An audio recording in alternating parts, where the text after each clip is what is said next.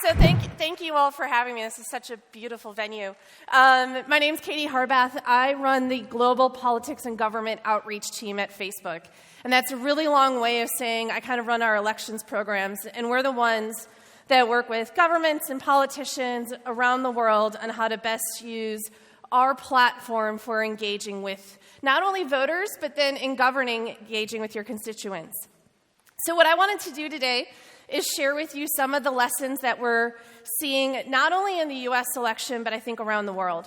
Because while the U.S. is often seen as one of the gold standards of using digital in campaigning, one of the things I've learned in the last 2.5 years as I've moved into this global role is how much innovation is happening everywhere, and how every election around the world builds on the lessons that came from the ones before it. And so you should be looking in all these different countries for ideas for the things that you're doing. Let me start with some numbers. On Facebook, we have 1.59 billion monthly active users. Facebook is where you can reach the most number of voters in one spot. And I'm going to be mostly focusing on Facebook today, but I think it's important to remember, too, that there's a lot of other products in the Facebook family. We have WhatsApp, we have our Messenger app, and we also have Instagram.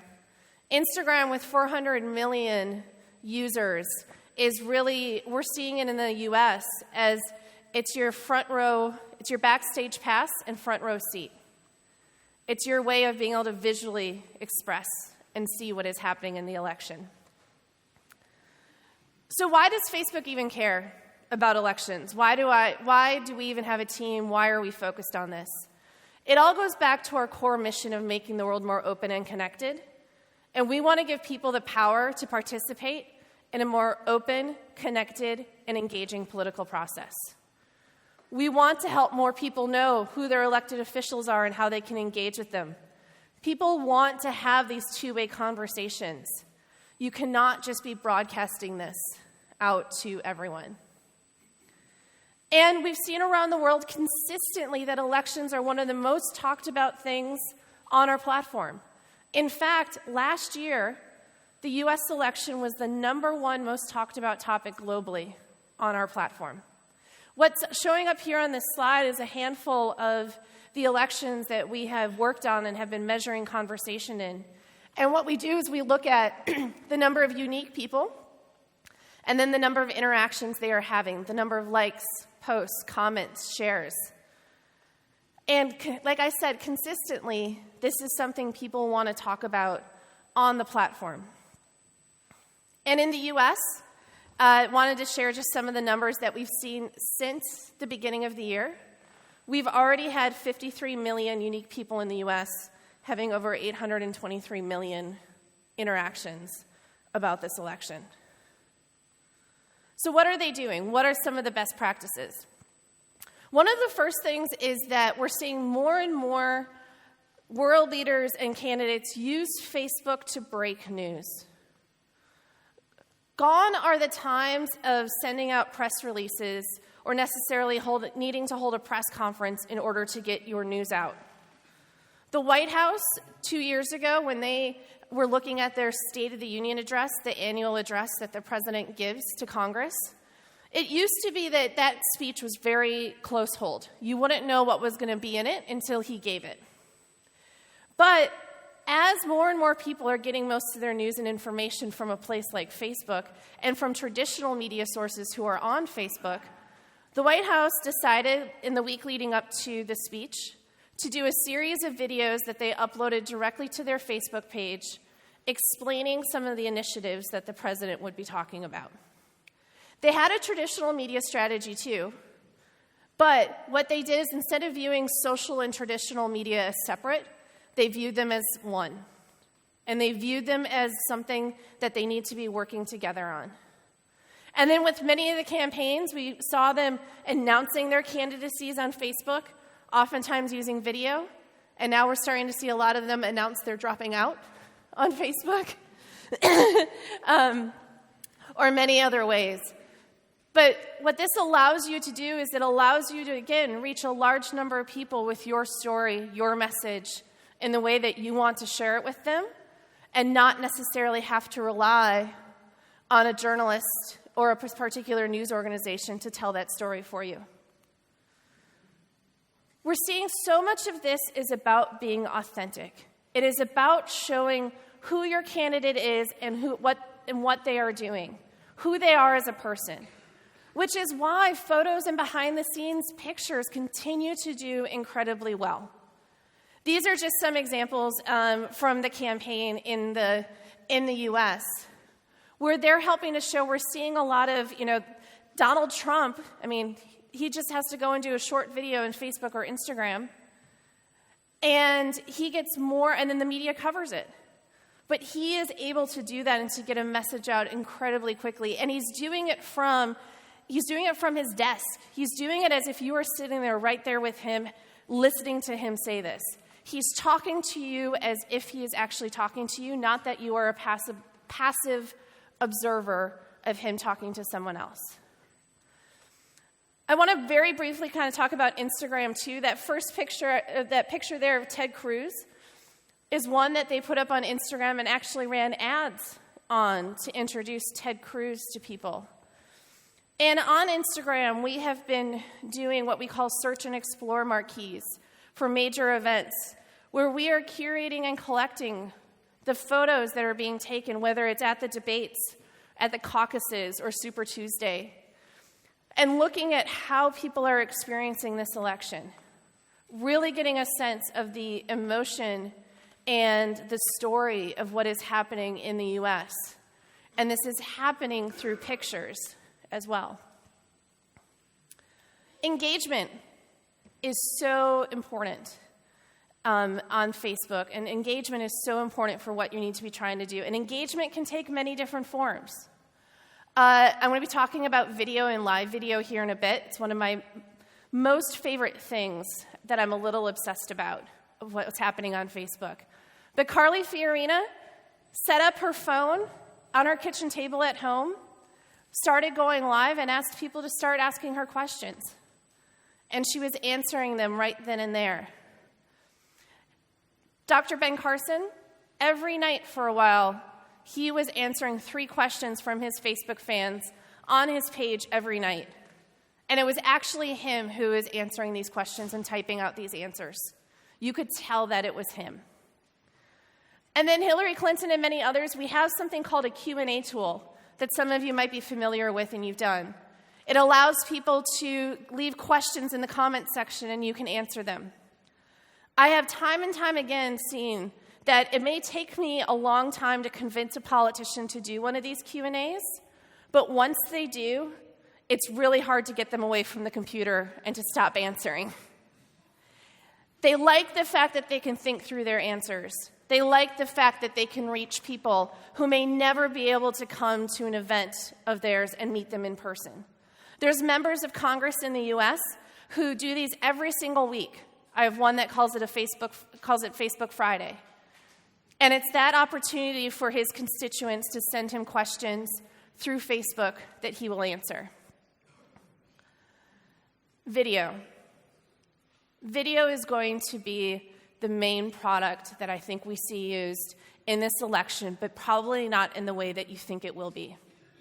Now, one of the things I forgot to mention when I was talking about the stats and the numbers is that most of the people who are using Facebook are mainly doing so on their mobile device.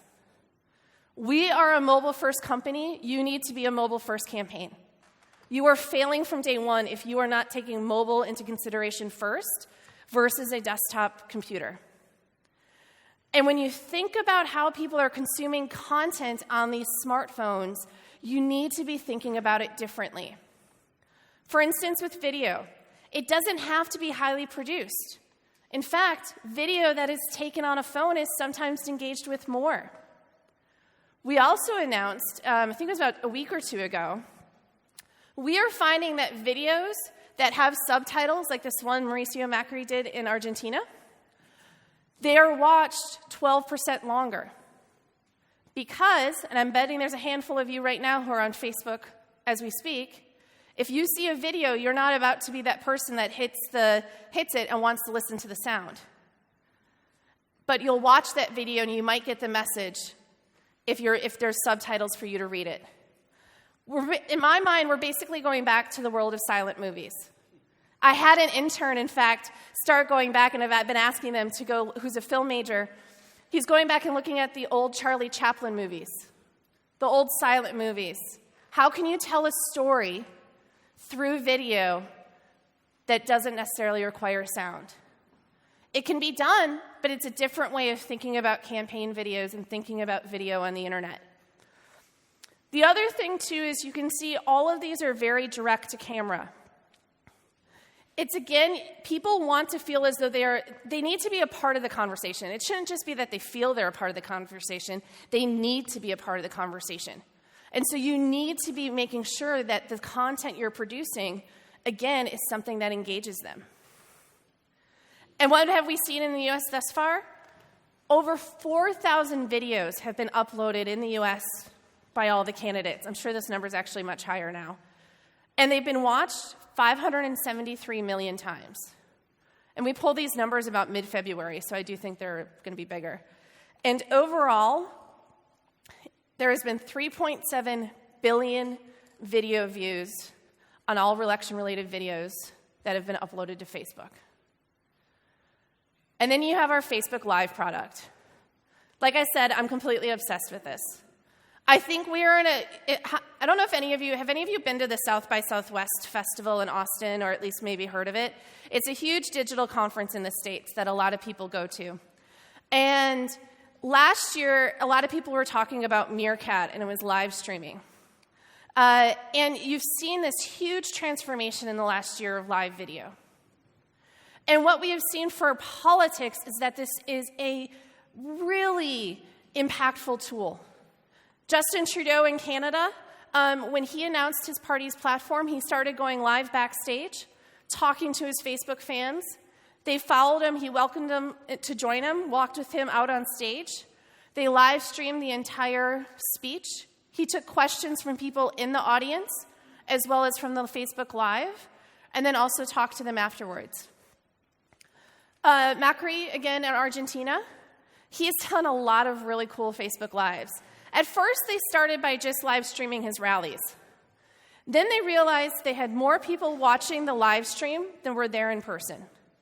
So he started acknowledging that audience too. And now, as president, he's been doing interesting live streams, such as last week, he did one where you got to follow him as he left Casa Rosada, got in the car, drove to Congress, got out of the car, and went and gave his speech. It was a viewpoint of what he does as president that you would have never been able to experience before. And then we've also seen the other one here is Hillary Clinton's staff doing a Facebook Live ahead of Super Tuesday, explaining people how to vote and how to caucus. We've also seen this with journalists. We have now, with the last couple of debates, I think it's really cool. You will have a reporter who's going live, standing off stage, and then as the moderators are going to commercial break, they announce that they'll be going live on Facebook to give some thoughts. And then they've been going out on stage and talking to the moderators and even interacting with the candidates. They caught Donald Trump on one. It was really funny. But they're even catching the candidates and giving you an experience of what it's like during a commercial break at one of these debates and what happens. BuzzFeed has been doing some really funny, this was on Super Tuesday, doing their own commentary. They don't have a broadcast channel, but they've been doing, coverage of Super Tuesday and election nights in their own way. And then Jorge Ramos might be one of our best examples of using live. Jorge Ramos is a reporter with Univision. They just had a debate last night with the Democrats. And he started going live. He went to Iowa, New Hampshire, South Carolina. And what he realized, it was him, like two other people on his crew, an iPhone, a selfie stick, and a wireless mic. And that was it. And he was going live and doing broadcasts from there, and he realized he was getting more viewers on these Facebook Lives than he was probably getting on broadcast.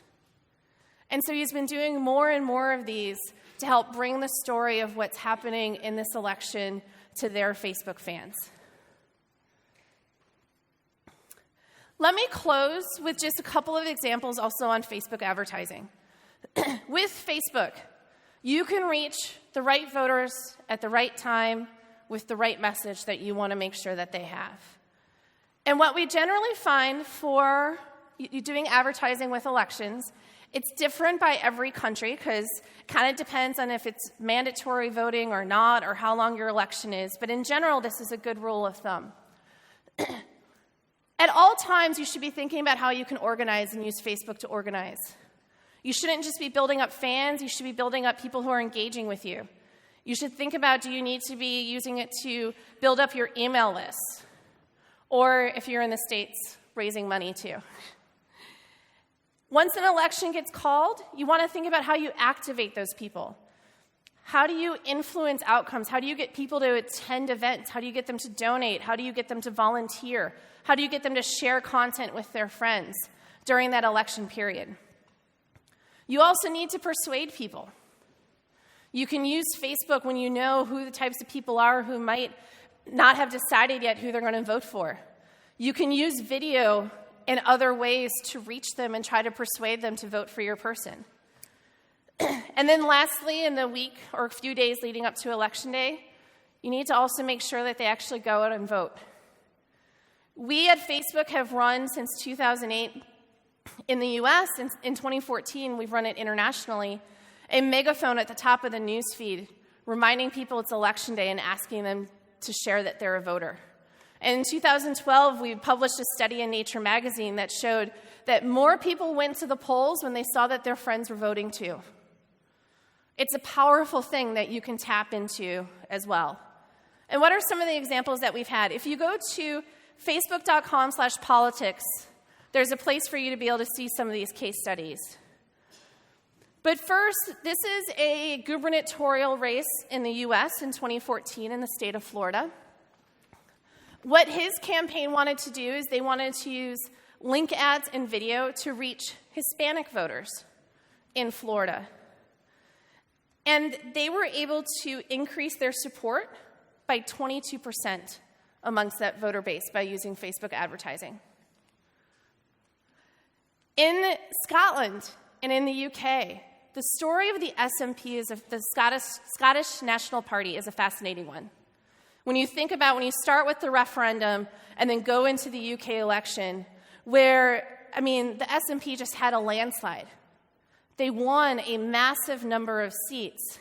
And not only did their leader, Nicola Sturgeon, do a lot of Q&As and a lot of engagement with fans, but they used the Facebook targeting to make sure that they could reach as many people as they could.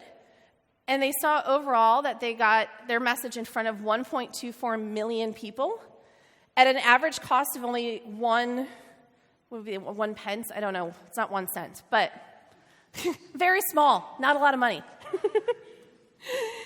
And then also in Mexico, this is another one, a gubernatorial candidate who used video ad campaigns to very quickly reach a lot of voters and increase her standing in the polls. And you can see she jumped 24 points in just 3 months.